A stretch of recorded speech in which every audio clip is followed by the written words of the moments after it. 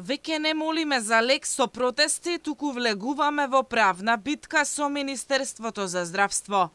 На диабетичарите им пукна филмот. Револтирани и гневни, правдата решија да ја бараат преку суд со тужби. Велат недозволиво е 8 месеци да нема инсулински игли, ленти и апаратчиња за мерење на шекер, а никој да не понесе одговорност.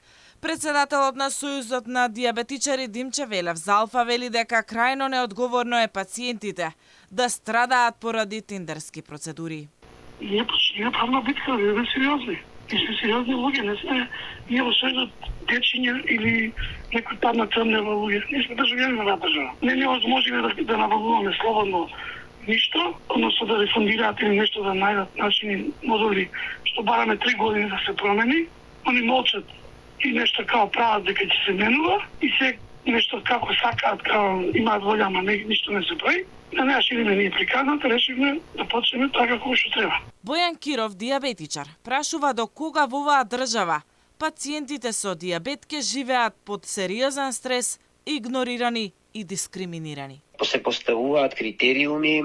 Во моментов ова е прв тендер каде што ќе се набавуваат и сензори, а сензорите ќе ги добиваат само децата до 18 годишна возраст, значи од најмали, од бебиња па до 18 годишна возраст, и луѓе кои што веќе развиле некакви компликации или коморбидитети, што значи ние кои што се уште немаме развиено било какви компликации, остануваме маргинализирани на страна, не сме да речам привилегирани, нема сите да добиваат сензори. За неажурноста на здравствените власти докажува и тоа дека ниту Сали, ниту Меджити не го распишале навреме големиот 2-годишен тендер за лицата со диабет.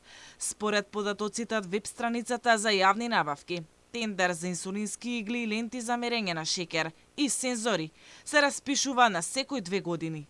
Последниот тендер е завршил во декември 2022 година, со важност од јануари 2020 година. А Министерството за здравство го распишало новиот тендер дури на 4 април 2023 година, односно 4 месеци по завршувањето на стариот. Министерот Меджити беше назначен на крајот на февруари годинава, откако од функцијата си замина неговиот претходник Беким Сали. Ова практично значи дека и двајцата министри не го распишале навреме 2-годишниот тендер за лицата болни од диабетес.